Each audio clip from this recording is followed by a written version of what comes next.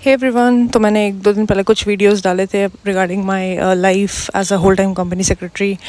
जो भी मैंने देखा है, आई थिंक मुझे 3 मंथ्स हो गए ज्वाइन करके। तो जो उसमें जो भी मेरा एक्सपीरियंस था, पर्सनली हेल्थ इश्यूज़ जो मुझे आए एंड प्रोफेशनली जो भी मैंने किया, सो वो सब तुम लोगों को बहुत अच्छा लगा। एंड आई थॉट कुछ तुम लोग ने क्वेश्चंस भी पूछे हैं, उसको मैं एड्रेस कर देती हूँ अभी, बिकॉज मेरे पास टाइम है थोड़ा।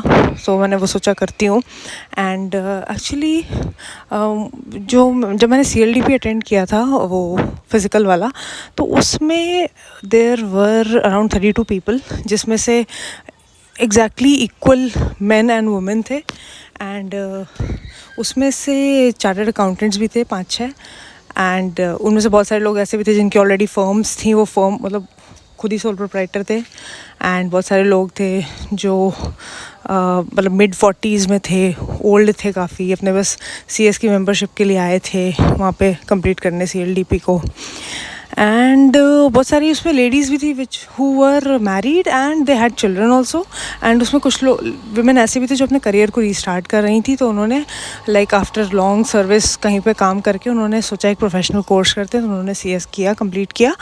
तो वो सब देख के मुझे बहुत अच्छा लगा कि इतने वैरायटी के लोग आए हुए थे। इट वॉज़ नॉट जस्ट कि स्टूडेंट्स थे वहाँ पे। स्टूडेंट के नाम पे मुझे लगता है सिर्फ मैं ही थी वहाँ पे, बाकी सब लोग बहुत ज़्यादा डिफरेंट बैकग्राउंड्स से आए हुए थे। एंड ये देख के रियलाइज़ किया कि एज से कोई फ़र्क नहीं पड़ता। जब हम लोग एग्ज़ाम्स दे रहे होते हैं, बेसिकली जब मैं एग्ज़ाम दे रही थी, बार बार मैं फ़ेल हो रही थी, तो मुझे ये लग रहा था यार मेरा बुढ़ापे में होगा क्या क्लियर, अभी कब होगा मेरा क्लियर, अभी नहीं होगा तो। सो आई वॉज जस्ट 25 और 26 जब मेरा क्लियर हो गया, ठीक है। तो लेकिन जब मैं पढ़ रही थी तो मुझे बहुत ऐसे गंदे थॉट्स आते थे, नेगेटिव थॉट्स। तो फिर जब मैं यहाँ CLDP में गई तो मैंने देखा मैं ही वहाँ पे यंगेस्ट थी, बाकी सब इतने ओल्ड लोग थे। And they were totally enthusiastic about pursuing this and finish this. तो मुझे अच्छा लगा देख के कि मैं फालतू ही सोच रही थी। तो मैं तुम लोगों को भी यही चीज़ कम्युनिकेट करना चाहती हूँ। तुम लोग अभी पढ़ रहे हो, अपने एग्ज़ाम्स क्लियर कर रहे हो, तुम लोग को भी ऐसे थॉट्स आते होंगे, यार मेरा कब होगा क्लियर, क्या है ये, क्यों है, ब्ला ब्ला ब्ला। तो ऐसे नेगेटिव थॉट्स को मत आने दो, बिकॉज तुम्हें खुद पता चलेगा जब इस प्रोफेशन में तुम फाइनली क्लियर होके आ जाओगे, एक्चुअल मार्केट में जब आओगे तुम एज अ प्रोडक्ट फ्रेशर बन के, तुम्हें पता चल जाएगा कि तुमने फालतू में अपने आप को टेंशन और स्ट्रेस दिया, वो ज़रूरत ही नहीं थी वो सब करने की। It is just totally fine. Actually इससे मुझे एक चीज़ और शॉकिंगली आज देखने को मिला। एंड हाँ, पहले उससे पहले मैं ये बताती हूँ कि CLDP में हमें एक प्रोजेक्ट रिपोर्ट सबमिट करनी होती है। तो मैं जब ट्रेनिंग करी थी 21 मंथ्स की, तभी मैंने एक लिस्ट होती है, बहुत सारे उसमें प्रोजेक्ट टॉपिक्स होते हैं, तो मैंने उस लिस्ट को पहले ही देख लिया था। एंड मैंने पहले ही डिसाइड कर लिया था, I think this is about 2022 की बात है, मैंने तभी डिसाइड कर लिया था कि मैं कौन सा प्रोजेक्ट बनाऊंगी। And that was work place stress management. तब मैं जस्ट मेरी ट्रेनिंग स्टार्ट ही हुई थी, और वो भी वर्क फ्रॉम होम थी मेरी ट्रेनिंग, मेरी ऑनलाइन चलती थी ट्रेनिंग यार, मतलब कोविड का टाइम था बिकॉज। तो मैंने पता नहीं क्यों मैंने वो चूज़ किया, बिकॉज शायद मुझे ऐसा लगता था कि मैं जब CS बन जाऊंगी तो मैं ऐसी जगह काम करना चाहूँगी जहाँ पे मुझे स्ट्रेस ज़्यादा फील ना हो, बिकॉज ऑब्वियसली काम का प्रेशर तो होता ही है। एंड मैनेजर बन के जो लोग सर पे बैठे रहते हैं, मुझे ये सब नहीं चाहिए था, बिकॉज ऑब्वियसली हम जब प्रोफेशनल्स बन जाएंगे तो हमारे अंडर भी लोग काम करेंगे। जैसे मेरे अंडर खुद ही एक लड़की ट्रेनी काम कर रही है, एक लीगल है मेरे अंडर, तो क्या मुझे भी वैसा ही गंदा बॉस बनना है? No, not at all. मुझे स्ट्रेस पास ऑन नहीं करना उनको, बिकॉज मुझे पता है मैं खुद उस सिचुएशन में नहीं आना चाहती हूँ। तो मैंने उस टाइम पे वो टॉपिक चूज़ किया, वर्क प्लेस स्ट्रेस मैनेजमेंट का। एंड मैंने उसके ऊपर अपने फीलिंग्स, इमोशंस डाल के बहुत अच्छे से लिखा था। एंड मैंने उसमें रियल एग्जांपल्स भी लिए। मैंने अपने फ्रेंड्स और जो मेरे कज़न्स हैं जो वर्क कर रहे हैं, उनसे मैं उस टाइम पे बात करके पूछती थी कि तुम्हारा वर्क प्लेस एनवायरनमेंट कैसा है। तो मुझे ऐसे मिक्स्ड रिस्पॉन्सेज मिलते थे। And I was just wondering कि पता नहीं मेरा क्या होगा। एनीवे, अब मैं आज के पॉइंट पे आती हूँ। सडनली न्यूज़ में आया ना दैट वो पुणे में कोई CA लड़की है, एना आई थिंक, तो उसको इतना स्ट्रेस दिया, EY ने इतना स्ट्रेस दिया दैट बेचारी over period of 4 months daily अगर तुम एक ही स्ट्रेसफुल इन्वायरमेंट में जियोगे 24/7, तुम्हारी बॉडी को रेस्ट नहीं मिलेगा, स्लीप नहीं मिलेगा, तुम ठीक से खाना नहीं खाओगे, तुम एक ही स्ट्रेसफुल इन्वायरमेंट जीते रहोगे, इतना प्रेशर तुम्हारे हार्ट में क्रिएट हो जाएगा, obviously you are bound to die. तो मुझे इतना ख़राब लगा और मुझे ऐसा लगा कि वाओ, अभी मैं जहाँ काम कर रही हूँ वो ऑर्गेनाइजेशन कितनी अच्छी है, उसके लोग, उसके एचआर लिटरली दे केयर। मतलब मुझे एक मंथ हुआ था ज्वाइन करके and I was feeling pathetic कि मुझे मेडिकल इश्यूज़ क्यों हो गए, मैं अब कैसे ऑफिस जाऊँगी and all that.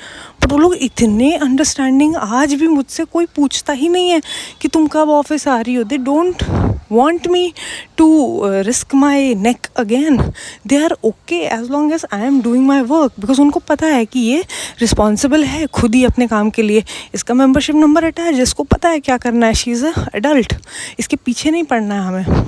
Obviously MNC culture है, बट वो लोग इतने अंडरस्टैंडिंग है, CFO is so understanding, HR director जो है मैडम इतनी अच्छी है। आई मीन ऐसा लग रहा है जैसे मैंने जो एक वर्क प्लेस एनवायरनमेंट, जब मैं वो सीएलडीपी में रिपोर्ट बना रही थी, जब मैंने जो मैनिफेस्ट किया, ऐसा लग रहा है कि वही वर्क प्लेस एनवायरनमेंट मुझे आज यहाँ पे मिल गई, वो भी आउट ऑफ नोवेयर। मैंने तुम लोग को पहले वाले वीडियोस में बताया था life as a whole time CS वाले में कि मतलब मैं इतने इंटरव्यूज़ दे रही थी और वहाँ पे मेरा मतलब किसी ना किसी रीज़न से नहीं हो रहा था।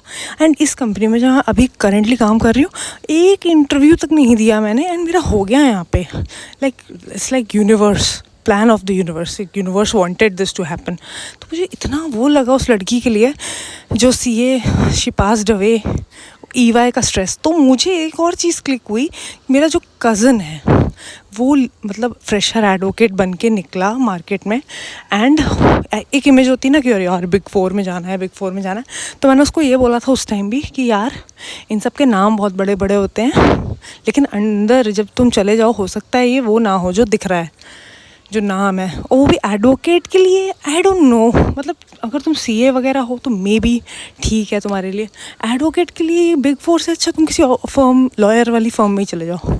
बट अब सामने से ईवाई का आया है 20,000 पर मंथ, तो उसको लगा यार अच्छा ही होगा, ईवाई का नाम हो जाएगा एटलीस्ट। मैं जब मेरे रेज्यूमे में कि मैंने ईवाई में काम किया, तो मैंने कहा ठीक है भाई, तुम्हें ठीक लग रहा है तो फाइन करो।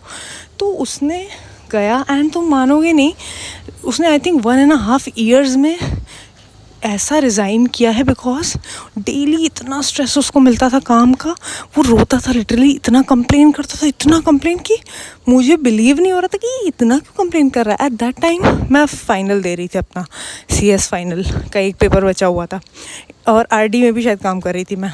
तो मुझे यही लग रहा था यार ये इतना क्यों क्रिप कर रहा है, आई थिंक ये ओवर रिएक्ट कर रहा है। बट वो इतना रोता था, लिटरली बोलता था कि यार मेरे को सोने ही नहीं टाइम मिल रहा है, कभी भी ये लोग काम दे देते हैं, ऐसा लग रहा है मैं 24 घंटे स्क्रीन के सामने ही बैठा हुआ हूँ, मुझे वर्क फ्रॉम होम नहीं दे रहे, मुझे छुट्टियाँ नहीं दे रहे, और जब भी अप्रेजल आता है तो अप्रेजल के नाम पे कुछ नहीं देते हैं, बस पहले काम करा लेंगे बोल बोल के कि अरे अप्रेजल में बहुत मिलेगा बहुत मिलेगा, और कुछ नहीं देते। आई मीन उसने इतना बताया था मुझे, आज ये न्यूज़ में इस लड़की का देख के मुझे लिटरली पूरा सब कुछ वही रिकॉल हो गया कि oh my God this is real. बाप रे, मतलब इतना स्ट्रेस देते थे वो लोग उसको। फिर मुझे समझ में नहीं आ रहा ये इतना टॉक्सिक क्यों है ईवाई का वर्क प्लेस एनवायरनमेंट। मतलब इसका एक रीज़न ये हो सकता है कि उनके पास काम बहुत ज़्यादा है, लेकिन मैन फोर्स, वर्क फोर्स बहुत कम है जो उस काम को इक्वली या फिर एक प्रोपोर्शन में प्रॉपर्ली डिवाइड किया जा सके। दूसरा रीज़न ये भी हो सकता है कि जो लोग मैनेजरियल पोजीशंस पे बैठे हुए हैं वो काम करना नहीं चाहते, दे आर लेज़ी। वो अपना, उनको जो काम मतलब असाइन होता होगा ऊपर से, वो जो है अपने नीचे वालों को, सबॉर्डिनेट जो नए फ्रेशर आए सोचते होंगे अरे लोग तो बेवकूफ़ हैं, 20-20 हज़ार दे रहे हैं, चलो घिसो इनको, हम क्यों करें, हम रेस्ट करें। तो ये असिस्टेंट मैनेजर और मैनेजर वाले पोस्ट वाले जो होते होंगे, ये जो है फ्रेशर्स को दे देते होंगे काम कि तुम करो ज़बरदस्ती, और ऐसा बोलते होंगे कि अरे ईवाई है, हमारा स्टैंडर्ड है, हमारा स्टैंडर्ड मेंटेन करना है तुमको, यू हैव टू वर्क, और एमएनसीज़ में यही होता है, you have to show it, you have to kill it. ऐसे बकवास बातें कर करके they try to brainwash people. Specially तुम लोग की भी मैं अगर बात करूँ, आई थिंक तुम लोग में से बहुत सारे लोग भी पढ़ रहे हो, तुम लोग का भी सीएस फाइनल या तो हो रहा होगा या होने वाला होगा, ट्रेनिंग हो सकता है कर ली हो या नहीं करी हो। बेसिकली अभी तुम लोगों ने फुल टाइम जॉब नहीं किया है कहीं, ऐसा मैं मान रही हूँ। तो मुझे ऐसा लगता है कि तुम लोग भी पढ़ पढ़ के इतना बोर हो गए होगे, तुम लोग सोच रहे होगे अरे यार हटाओ यार ये पढ़ाई वढ़ाई, कहीं जॉब मिले तो मज़ा आए ज़िंदगी में, कुछ पैसे कमाएं, बढ़िया एंजॉय करें। बट ट्रस्ट मी यार, तुम्हें ऑफ़र्स बहुत जगह से आएंगे, तुम इंटरव्यूज़ भी बहुत जगह दोगे, लेकिन जब तुम इंटरव्यू जाओगे तुम्हें दो चीज़ों का ध्यान रखना है कि तुम जहाँ बैठे हो उस रूम की इन्वायरमेंट कैसी है। Is it closed end claustrophobic, या फिर जिस बिल्डिंग में तुमने एंटर किया है वहाँ के लोग कैसे हैं। Are they looking dull, are they looking uninterested, उन्हें ऐसा देख के लग रहा है कि अरे यार कहाँ आ गए, ज़बरदस्ती फिर से आ गए गधे की तरह फिर से काम करने। एंड स्पेशली जो तुम्हारे को जो इंटरव्यूअर है तुम्हारा, जो तुम्हारा इंटरव्यू ले रहा है, उसकी क्या बॉडी लैंग्वेज है, बिकॉज उसकी क्या वाइब है, उससे बहुत कुछ पता चल सकता है। कि अगर कुछ लोग ऐसे होते हैं जो पीछे पड़ जाते हैं, they will try to brainwash and manipulate you, कि अपनी ही तारीफ़ करते रहेंगे बोल कि हम तो ये हैं वो हैं एंड तुम देख लो, and they will act as if they don't care कि तुम ज्वाइन करो या ना करो।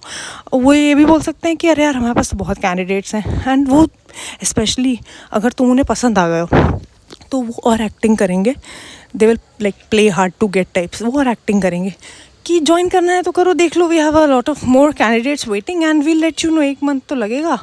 एंड सैलरी पे इतना नेगोशिएट करेंगे, बोलेंगे कि अगर तुमने बोला है कि sir I would like 40,000 in hand monthly, तो बोलेंगे 40, हाँ, इंडस्ट्री में तो ये चल ही नहीं रहा है, इंडस्ट्री में तो 25 के ऊपर कोई दे ही नहीं रहा है।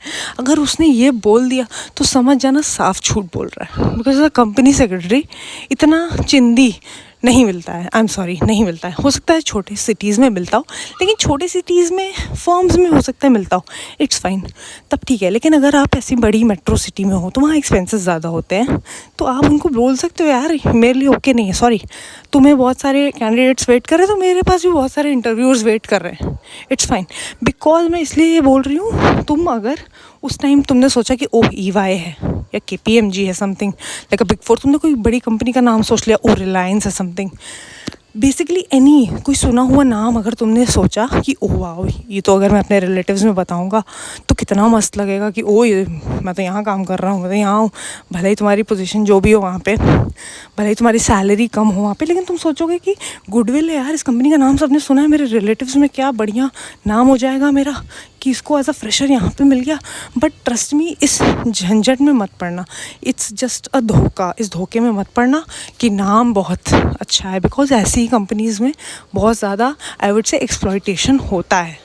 बिकॉज तुम्हें बेसिकली लॉन्ग टर्म कमिटमेंट अगर करना है किसी कंपनी में तो अच्छे से सोच समझ के ही तुम्हें उसमें जाना चाहिए, अदरवाइज़ बिकॉज फिर अननेसेसरीली तुम सोचोगे कि अरे यार यहाँ मुझे अच्छा नहीं लग रहा है ज्वाइन करने के बाद, फिर तुम सोचोगे अरे अब मैं छोड़ दूँ, कब छोड़ूँ, अगर मैंने अभी 6 मंथ में छोड़ दिया तो मेरे CV पे क्या असर पड़ेगा, और फिर ये लोग भी ब्रेन वॉश करने की कोशिश करेंगे। तो बेसिकली अगर लॉन्ग टर्म के लिए कहीं जाना है तो it's okay, take your time, भले ही तुम्हें 1-2 महीने लग जाए, ऑफर्स हाथ में ले लो, कोई प्रॉब्लम नहीं, लेकिन सोच समझ के डिसीजन लो, फालतू में बाद में रिग्रेट नहीं करना चाहिए।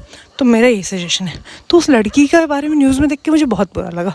फिर मुझे ये लगा कि work place environment is very very important, बहुत ज़्यादा अच्छा होना चाहिए। तो मैंने जब CLDP में हमें एक PPT बनानी होती है एंड उसके ऊपर हमें बोलना भी होता है, तो मैंने इसी को लेके बहुत कुछ बोला।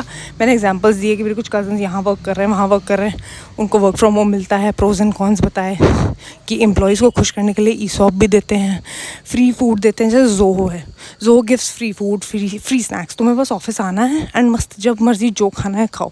And infrastructure is so good, Zoho का इंफ्रास्ट्रक्चर गूगल के टक्कर का है मैं तो बोलूँगी, मतलब टक्कर का है मतलब उससे थोड़ा कम है, बट ऑब्वियसली यार बहुत बढ़िया है, बिकॉज मैं वहाँ भी इंटरव्यू के लिए गई थी। So basically you have to see कि इन्वायरमेंट कैसा है, कि तुम अपने आप को इमेजिन करो तुम्हें 9 घंटे वहाँ रहना है, काम भी करना है, तो क्या तुम वहाँ पे जा पाओगे, कर पाओगे, ये सब तुम्हें सोच लेना चाहिए। तो मैंने जब ये प्रेजेंटेशन दिया था उसके बाद मुझे काफ़ी अप्रिसिएशन मिला, एंड जो भी 3 जजेस थे उन्होंने बोला तुमने बहुत अच्छा टॉपिक उठाया है। एंड बिकॉज मैंने ये भी बोला था कि हम CLDP के बाद हम सब जॉब कहीं ना कहीं करेंगे या अपना ही फर्म खोलेंगे, तो हमें एक अच्छा एनवायरनमेंट होना चाहिए, नहीं तो हमें खुद भी बनाने की कोशिश करनी चाहिए। तो ऐसा मैंने यूज़फुल सा टॉपिक उठाया था, तो उन लोगों को काफ़ी बढ़िया लगी वो चीज़। एनीवे आगे बढ़ते हैं। ओके, सो आप लोग ने बहुत ज़्यादा मुझे अप्रिशिएट किया, thank you so much. And next is articleship interview के लिए कौन से टॉपिक्स प्रिपेयर करके रखना चाहिए। देखो यार, बहुत ही सिंपल सी बात है, आर्टिकलशिप का कोई इंटरव्यू नहीं होता है। तुमने एग्जीक्यूटिव पास किया है तो तुमसे कुछ नहीं पूछा जाएगा। तुमसे ये पूछेंगे कि वर्ड और एक्सेल पे काम करना आता है, तुमने बोला नहीं, तो कहेंगे कोई बात नहीं, सीख जाओगे, आ जाओ बस। बिकॉज तुम अगर फर्म में जा रहे हो तो याद रखना, ट्रेनीज़ की बहुत ज़्यादा कमी है। मुझे हर प्रैक्टिसिंग प्रोफेशनल यही बोलता है कि कोई ट्रेनी है तो बताओ, सजेस्ट करो प्लीज़, कोई रेफ़र करो, मुझे बहुत ज़्यादा काम का बर्डन है हमारी फर्म में, कोई ट्रेनी दिला दो। बिकॉज 5-10 हज़ार में काम हो जाएगा। अभी कोई फुल टाइम CS अपॉइंट करना पड़ेगा तो 50-60 हज़ार देना पड़ेगा, हो सकता है पार्टनर बनाना पड़े। तो इसलिए ट्रेनीज़ की बहुत ज़्यादा ज़रूरत है। So if you are just executive pass, nobody cares, ठीक है, अनलेस कोई ऐसा ईगोइस्टिक इंसान वहाँ बैठा है जो तुम्हारा इंटरव्यू ले रहा है। बिकॉज मैं अपोलो मेडिकल हॉस्पिटल में जब गई थी ट्रेनिंग के लिए इंटरव्यू देने, ठीक है, तो वो इतना मुंह बना के उसने मुझसे बात करी। वो एक वहाँ पे आदमी था, पता नहीं वो क्या था। एक तो इतनी बदतमीज़ी की बात है, खुद को इंट्रोड्यूस नहीं किया उसने। खुद को इंट्रोड्यूस करना चाहिए कि नहीं, because I was just executive pass man, मुझे ज़्यादा नहीं आइडिया था। तो मैं ऐसी गई थी, लाइक इट वॉज विंटर्स, तो मैंने अपना विंटर्स वाले कपड़े पहने हुए थे एंड फुटवेयर भी मेरा शूज़ थे। It was not, I was not dressed formally basically. तो उसने जाके ही मुझे कमेंट किया कि you should know how to come to an interview. So I said, okay, I'll take care, because this is like the first time I'm attending, and I didn't think much, and also I was sick. I had fever, so I just thought in my mind, you should be grateful कि मैं आई हूँ यहाँ पे। फिर anyway, ठीक है, उसके बाद उसने पूछ रहा था कि तुम्हारे फेवरेट सब्जेक्ट्स क्या हैं, तो मैंने बताया ये, तो उसने उस सब्जेक्ट से रिलेटेड कुछ भी नहीं पूछा। तो वो बेसिकली उसकी ईगो हर्ट हो गई जब मैंने बोला कि सर मुझे ये सब्जेक्ट्स नहीं आते, लेकिन ये वाले सब्जेक्ट्स मुझे बहुत अच्छे से आते हैं। So why don't you try to ask something with this, मैं आपको बताती हूँ कि इसमें मेरी नॉलेज कितनी डीप है। तो उसने ईगो पे ले लिया। तो फिर वो उल्टा और मतलब अपने लेवल के क्वेश्चंस पूछ रहा है। अब तुम खुद सोचो, कोई एग्जीक्यूटिव पास है जिसने कभी काम नहीं किया है, सिर्फ बुक से पढ़ता रहा है जैसे मैं, वर्सेस वो आदमी जो एक मेडिकल हॉस्पिटल में एक बड़े CS की पोजीशन पे है। उसने, पता नहीं वो असिस्टेंट CS था कि CS, वो ओल्ड ही था थोड़ा, तो उसने पूरी दुनिया भी देख रखी है, ठीक है ना। तो ऐसे लेवल के क्वेश्चंस पूछ रहा है कि मुझे समझ में भी नहीं आ रहे थे उसके क्वेश्चन। तो ऐसा लग रहा था कि वो मेरे को ह्यूमिलेट करने की कोशिश कर रहा है कि ओवर स्मार्ट बन रही हो बहुत ज़्यादा, अभी बताता हूँ टाइप्स। तो मुझे उसका एटीट्यूड इतना गंदा लगा, आई कुडंट वेट कि यहाँ से कब निकलूँ मैं। तो फिर उसने बोला कि स्टाइपेंड तो हम ज़्यादा नहीं देते हैं, वी जस्ट गिव 5,000। तो मैंने कहा कि 5,000 तो थोड़ा कम है, बिकॉज मैंने उसको ये भी बोला कि आपने जो ICSI का प्लेसमेंट पोर्टल होता है, प्लेसमेंट पोर्टल में आप लोगों ने 10,000 लिखा हुआ था, इसलिए मैं यहाँ तक आई भी हूँ। 5,000 में क्या होगा, ऐसे मैंने बोला कि आप 5,000 क्यों बोल रहे हो, उसमें तो आपने 10,000 लिखा। तो उसने बोला कि हाँ वो 10,000 हम लिख देते हैं, बट कैंडिडेट पे डिपेंड करता है। अगर कैंडिडेट है उस लायक कि उसको 10,000 मिलेगा तो मिलेगा, वरना नहीं मिलेगा। तो उसने बेसिकली बहुत ज़्यादा मुझे इंसल्ट भी करने की कोशिश करी। फिर लेकिन मेरे को उस टाइम तो गुस्सा ही आ रहा था, लेकिन फिर बाद में जब मैं वहाँ से निकली तो मुझे इतना अच्छा लगा, अंदर ऐसा लग रहा था सफोकेशन हो रही है मुझे बहुत ज़्यादा। उसकी एनर्जी इतनी गंदी थी उस आदमी की। फिर मैंने यही सोचा, यार इस आदमी के साथ मैं 21 मंथ्स काम ही नहीं कर सकती हूँ, ये तो लड़ता रहेगा मेरे से। अब ईगो क्या दिखा रहे हो यार, तुम लीडर हो, you should lead, you should try to teach the youth, the young person. जैसे मैं खुद, अगर अभी मैं खुद एक ट्रेनर हूँ, मेरे अंडर जो CS है उसको कुछ नहीं आता, ट्रेनी है जो, तो मैं उसको like a friend, like a mother, जो भी ऐसे रिलेशंस होते हैं जो आप सिखाते हो, तो मैं उसको सिखाने की कोशिश करती हूँ। मैं उसको ये नहीं, उसकी नॉलेज नहीं टेस्ट करती हूँ कि तुम्हें तो ये भी नहीं आता, ये वो भी नहीं आता। ऐसे तो उसको सीखने का भी मन नहीं करेगा ना, एंड वो मेरे साथ काम कैसे करेगी 21 मंथ्स। तो बेसिकली मुझे इतना अच्छा लगा वहाँ से निकल के कि ओह थैंक गॉड, रखो भैया अपने 5-10 हज़ार जो भी हैं, मुझे नहीं चाहिए, रखो अपने पास। एंड वो इतना सफोकेटिंग रूम था उसका, बिकॉज मैं समझ गई भाई मेरे से यहाँ नहीं हो पाएगा। I need some space, I need air, I need greenery, I need open spaces. भाई मुझे वही पसंद आता है, मुझे प्रॉपर इंफ्रास्ट्रक्चर चाहिए, मुझे ओपननेस होनी बहुत ज़रूरी है, बिकॉज वरना मुझे सफोकेटेड फील होता है, मुझे क्लॉस्ट्रोफोबिक फील होता है। It's my problem, it's fine. And luckily मेरे को ऐसा जॉब भी मिल गया, चलो ठीक है।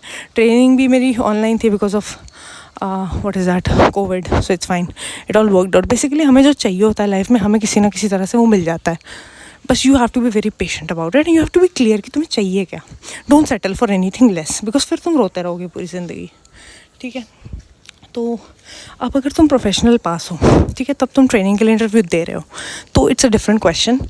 बिकॉज तुमने अगर प्रोफेशनल पास कर लिया तो तुमको एज अ बच्चा नहीं समझा जाएगा, भाई तुम्हारी जो भी है जो ऐसा समझा जाएगा कि ओह she is a CS now, बन गई है, बस मेंबरशिप मिलनी बाकी है, तो ये समझा जाएगा। तो अब जो क्वेश्चन पूछ रहा है जो आदमी, उसकी मेंटालिटी अब चेंज हो जाएगी। वो अब ऐसे क्वेश्चन पूछेगा कि ये अगर मेरी ऑर्गेनाइजेशन में आएगा ये CS जो है फ्रेशर, तो यूज़ मैं कैसे कर पाऊँगी इसको। तो मैं उससे वो ऐसे क्वेश्चंस पूछेगा, प्रैक्टिकल रिलेटेड क्वेश्चंस पूछेगा, बिकॉज वो ये सोचेगा कि अब तो इसने इतने हाई लेवल का एग्ज़ाम क्लियर कर लिया, उसको थोड़ी बहुत इन्फॉर्मेशन होनी चाहिए। बिकॉज जो भी प्रोफेशनल वाले एग्ज़ाम्स भी होते हैं they are very practical oriented, ठीक है, उसमें सिचुएशन बेस्ड क्वेश्चन आते हैं, तो वो ये समझेगा।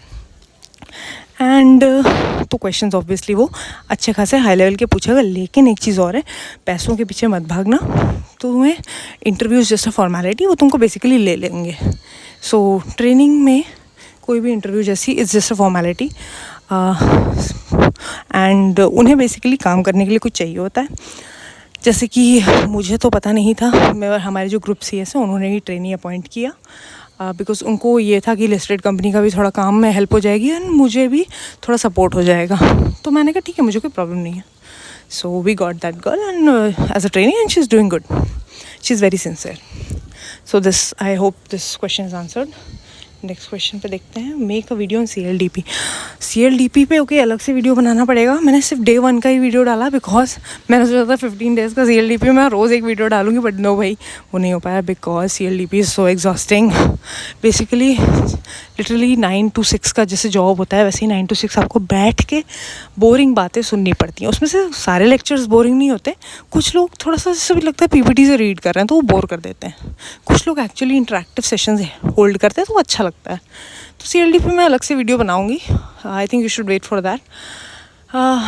ठीक है, फॉर नाउ हाँ, CLDP में एक मोस्ट कॉमन FAQ जो तुम लोग का रहता है वो ये है कि CLDP कहाँ अटेंड करनी होती है, ये तुम लोगों का क्वेश्चन होता है। तो देखो, दो टाइप के होते हैं CLDP, दोनों मैंडेटरी हैं। पहले जैसे तुमने प्रोफेशनल एग्ज़ाम क्लियर कर लिया, ठीक है, फिर तुमको कुछ कितने पैसे देने होते हैं, समथिंग 3,000 या 4,000 कुछ देने होते हैं। तो ऑनलाइन CLDP एक होती है, उसमें तुम्हें ऑनलाइन वीडियोज़ देख के 15 डेज़ ख़त्म करने होते हैं। तो it's basically a waste of time and मुझे उसमें कुछ भी यूज़फुल नहीं लगा, I am being very honest. मैंने 15 डेज़ के वो वीडियोस चला के लिटरली छोड़ दिए थे, because it was a complete waste. मुझे ऐसा लगा कि इससे अच्छा मैं यूट्यूब पे कोई पढ़ाई कोई कर रहा हो या कोई पढ़ा रहा हो तो उसका वीडियो देख लूँ, ज़्यादा इंटरेस्टिंग रहेगा। पता नहीं ये लोग किसको चूज़ करते हैं यार, हर कोई नहीं पढ़ा पाता है अच्छे से। ऐसा लग रहा था कि वो लोग भी अपनी स्क्रीन से रीड कर रहे हैं, इट वॉज डेड बोरिंग, ठीक है। तो 15 डेज़ का तुमने ऑनलाइन जो TCS-ION की जो एक साइट है उसमें तुम लोग का होगा login ID and all that, जिसमें ऑनलाइन CLDP नहीं EDP किया होगा तुम लोग ने, तो ऑनलाइन करना पड़ेगा। उसके बाद आई थिंक एक्चुअली मेरे टाइम पे क्या हुआ था CLDP में, बेसिकली 2023 में, दैट 2 ऑप्शन होते हैं, रेजिडेंशियल, नॉन रेजिडेंशियल। रेजिडेंशियल मतलब जो लोग भी न्यू दिल्ली में रहते हैं वो रेजिडेंट हैं न्यू दिल्ली के, या जो लोग भी न्यू दिल्ली आना अफोर्ड कर सकते हैं, वहाँ रहना अफोर्ड कर सकते हैं, 20-30 हज़ार का बजट लेके, वो लोग न्यू दिल्ली में आएंगे, 15 दिन वहाँ रहेंगे, 15 दिन वहीं पे CLDP करेंगे, अटेंड करेंगे क्लासेस, ठीक है। लेकिन अब हर कोई तो जा नहीं सकता, मैं भी दूसरे स्टेट में थी, मैं नहीं जा सकती हूँ वहाँ पे जस्ट फॉर दिस फॉर्मेलिटी, जिसके लिए 7,500 की फ़ीस देनी पड़ी। तो फ़ीस भी दी मैंने, एंड उसके बाद मैंने नॉन रेजिडेंशियल मोड चूज़ किया। अब आपको जो भी चैप्टर्स हैं बड़े बड़े सिटीज़ के, जैसे मुंबई, चेन्नई, दिल्ली, बैंगलोर, कोलकाता, एंड जो भी चैप्टर्स उसमें लिस्ट एक होती है आती है। अब तुम्हारी सिटी से, या तो तुम्हारी सिटी में होगा चैप्टर, नहीं तो तुम्हारी सिटी से सबसे ज़्यादा पास जो भी है वो चैप्टर चूज़ कर लो उसको, एंड उसके बाद तुम्हें वहाँ पे जाके अटेंड करना होगा। जैसे I was working in south India, जिस सिटी में मैं थी, तो वहाँ पे वो CLDP होती है उस चैप्टर में, it's a platinum chapter. Because platinum chapter का मतलब ये होता है बेसिकली उनके पास ये इंफ्रास्ट्रक्चर है कि 50 लोगों को एक ऑडिटोरियम में बिठा सकते हैं, खाना पीना दे सकते हैं, उनके पास प्रॉपर माइक है, प्रॉपर बैठने के लिए सीट हैं सॉफ्ट वाले, तो वो सब था। तो मैंने नॉन रेजिडेंशियल को चूज़ किया और मैं आ गई। तो नॉन रेजिडेंशियल में ये होता है कि यू हैव टू कम, 9 बजे से क्लास स्टार्ट होती है, बैठे रहो बैठे रहो बैठे रहो, लंच करो, लंच वहीं मिलता है, खाओ पियो, चाय कॉफ़ी 2 बार मिलती है वरना सो जाओगे। उसके बाद फिर सेकेंड हाफ वाली क्लासेस अटेंड करो, बैठे रहो बैठे रहो बैठे रहो, फिर से चाय कॉफ़ी पियो, एंड 6 बजे अपने घर चले जाओ या जहाँ से भी आओ वहाँ चले जाओ, फिर अगले दिन फिर से रिपीट। नॉन रेजिडेंशियल में ये होता है। रेजिडेंशियल में तुमको वहीं रहना होता है, इट्स लाइक अ हॉस्टल, वहीं तुमको रहना होता है, एंड मज़े करो या फिर जो भी करना हो करो। आई डोंट नो उसमें कौन सा मज़ा है, I don't think so. I think it's a waste of money. जो अफोर्ड कर सकता है ज़रूर जाए, कोई प्रॉब्लम नहीं है। ओके नेक्स्ट, CLDP के लिए अलग से बनाऊंगी डिटेल वाला। मैंने नोट्स बनाए हैं CLDP के की, सो मैंने सोचा था कि डेली डालूंगी, बट मेरे अंदर बिल्कुल भी एनर्जी नहीं बचती थी CLDP के बाद घर आके, because it was so exhausting. दिमाग चूस लेते थे वो लोग दिन भर बोल बोल के। एंड मेरे को ट्रैवल भी 1 घंटा लगता था, 1.5 आवर्स जाने में, 1.5 आवर्स आने में। So it was very exhausting. CLDP के लिए अलग से वीडियो बनाऊंगी, बता दूँगी। ओके नेक्स्ट, अपनी CS जर्नी पर वीडियो बनाओ। CS जर्नी पर और क्या वीडियो बनाना है, I don't know. Okay anyway, एक चीज़ देखती, एक और क्वेश्चन है। हाँ ओके, मैंने इससे पूछा था कि एग्जैक्टली क्या चाहिए CS जर्नी पे, तो उसने डिटेल में इसने मुझे बताया कि एग्जैक्टली इसको चाहिए क्या। Okay let's answer this. आपने CS कब स्टार्ट किया? तो मैंने एक्चुअली मेरा I think I was in class 12 and obviously class 12 ख़त्म होने वाली, तो सारे पेरेंट्स पूछते हैं क्या करना है ज़िंदगी में। मतलब बेसिकली बैचलर में कौन सा बैचलर चाहिए, कौन सी फील्ड, मतलब फील्ड तो अब चूज़ होएगी, BCom ही करना पड़ेगा। मैंने कॉमर्स लिया था, तो आर्ट्स भी कर सकते हैं, बट मुझे कुछ पता नहीं था, मेरे को ज़्यादा इंटरेस्ट भी नहीं आ रहा था उस टाइम पे। मेरे इंटरेस्ट डिफरेंट थे लाइफ में। तो मैंने सोचा कि पापा ने सजेस्ट किया कि CA और CS करके कोर्सेज़ होते हैं कॉमर्स वालों के लिए, वहाँ पे अच्छा सिक्योर्ड फ्यूचर होता है लड़कियों के लिए। तो मैंने गूगल किया क्या है, तो I think that was in 2014 की बात है। तो मैंने कहा ठीक है, मेरे को उसमें से CA तो बेकार लगा, बिकॉज उसमें अकाउंट्स नंबर्स बहुत ज़्यादा हैं। मुझे ऐसा लगा कि बिकॉज मेरे ना अकाउंट्स का बेस बहुत ख़राब था। मेरे क्लास 11th में जब हमारा कॉमर्स स्टार्ट हुआ, अकाउंट्स के जो टीचर थे इतने बेकार, वो बेसिकली तबला बजाते थे। He was also music teacher. I don't know उनको अकाउंट्स के लिए क्यों रखा हुआ है।